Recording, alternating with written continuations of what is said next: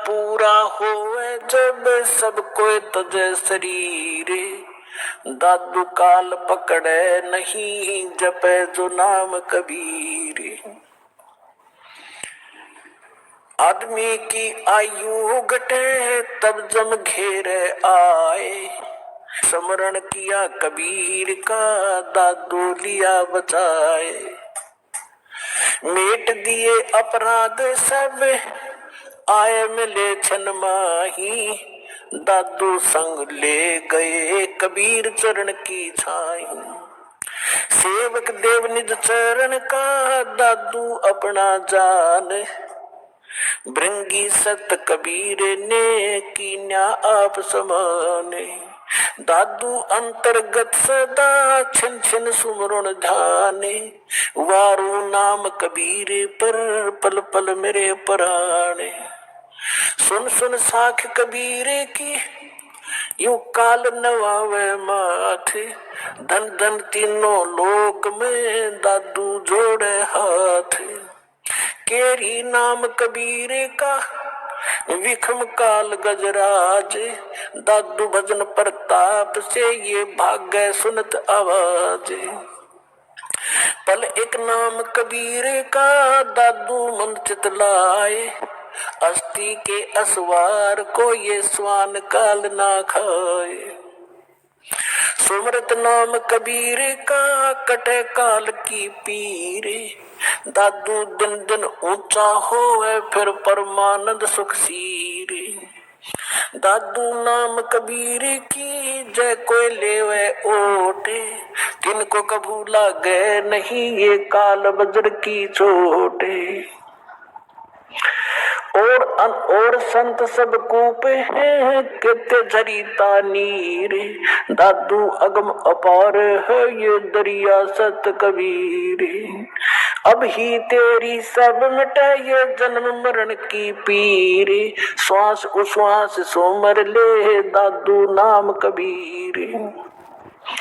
कोई सरगुण में रीझ रहा कोई निर्गुण ठहरावे, दादू गति कबीर की मोह से कही ना जावे।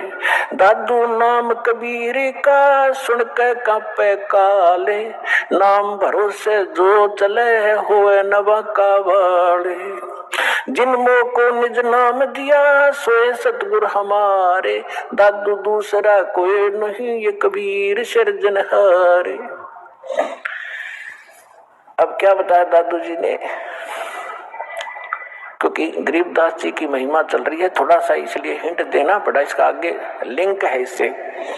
दादू साहब जी क्या कहते हैं कि सुन सुन साख कबीर की, साख माने महिमा, परमात्मा की सामर्थ्य है। सुन सुनने से जैसे परमात्मा की महिमा जहां चलती है तो काल भी माथा रगड़े क्यों तो समर्थ है। यो काल यहाँ का भगवान जो है, जो भगवान की महिमा कहीं होती है, सच्चाई की उसकी सत्य महिमा सुनाई जाती है तो काल भी नाक रगड़े मत्था टेकता है कि हाँ भगवान तो समर्थ ही है, वो कबीर तो पूर्ण परमात्मा है। तो सुन सुन साख कबीर की, काल नेवावे माथ झुकावे माथा, और धन हो तीनों लोक में दादू जोड़े हाथ। फिर देखो कैसी तुलना की है, केरी नाम कबीर का और विखम काल गजराज, दादू भजन प्रताप से यू भाग्य सुनत आवाज। अब 21 ब्रह्मांड का स्वामी है, श्रीमद् भगवद गीता अध्याय नंबर 15 के श्लोक नंबर 18 में गीता ज्ञानदाता ये ब्रह्म है, काल है। ये खुद कहता है कि मेरे अंतर्गत जितने भी प्राणी हैं उनसे मैं उत्तम हूं, श्रेष्ठ हूं, उनसे तगड़ा हूं मैं, इसलिए मैं लोक वेद के आधार से पुरुषोत्तम प्रसिद्ध हो रहा हूं मैं, क्योंकि जितने भी इसके अंतर्गत प्राणी हैं काल के, ये इन तगड़ा है। ये 1000 कला का ब्रह्मा विष्णु महेश विष्णु जी 16 कला के, और ये 4 भुजा का वो 1000 भुजा का, यानी इनमें यहाँ के प्राणियों में ब्रह्मा विष्णु महेश हमसे सबसे तगड़े शक्तिशाली है, इनसे भी वो कई गुना शक्तिशाली है। तो ये कोई छोटी शक्ति नहीं है, कहने का भाव ये है।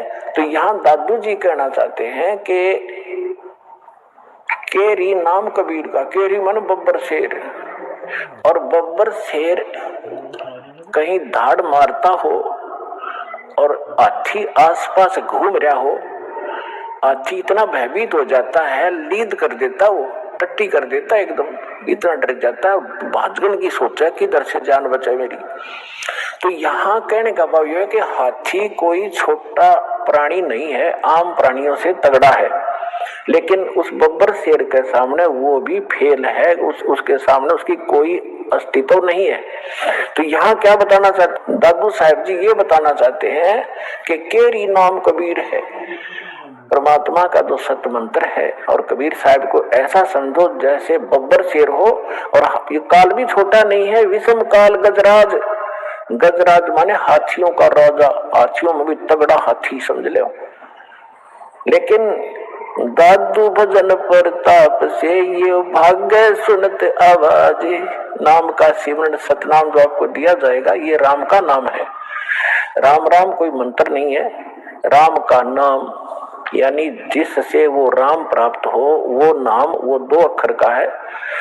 सतनाम जिसमें को मंत्र है, एक आपको गुप्त है, वो तत्शब्द दिया जाता है। आगे क्या बताते हैं, पल एक नाम कबीर का, जो परमेश्वर कबीर जी ने जो सत साधना बताई है, वो एक पल भी अगर जिसने सत साधना से भक्ति कर रखी हो, पल एक नाम कबीर का दादू मन चित लावे, अस्थि के असवार को स्वान काल नहीं खावे। अब देखो इन महापुरुषों की वाणी को समझना किसी बालक के बस की बात नहीं है। ये महापुरुष पाके अपने दादू पंथी, कबीर पंथी, गरीबदास पंथी, किसी ने कख नहीं बताया इनकी वाणी का, ये समझ नहीं सके इनको। पहले तो तुलना की कि परमात्मा को तो केरी बब्बर शेर समझो, और हाथी भी कोई छोटा नहीं है, लेकिन उसके सामने हाथी की कोई अस्तित्व नहीं है बब्बर शेर के सामने। तो हमारे समर्थ भगवान इतने शक्तिशाली हैं इस काल की तुलना। अब आगे क्या बताते हैं कि आप जिन्होंने कबीर परमात्मा की शरण ले ली, आप बैठ गए हाथी पे, और काल को कह रहे हैं, काल को समझ लो डॉग, कुत्ता। हाथी पर बैठे व्यक्ति को वो स्वान हानि नहीं कर सकता किसी भी कीमत पे। अगर हाथी पर बैठे रहे, रात पर नीचे गिर गए, फिर तो पिंडी पाड़ेगा वो।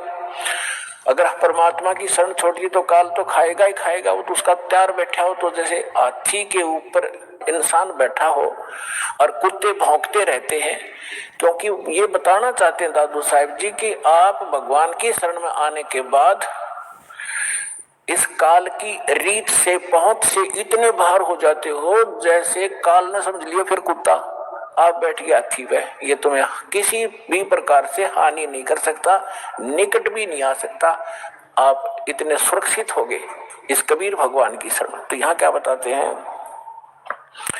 पल एक नाम कबीर का दादू मन चितलावे,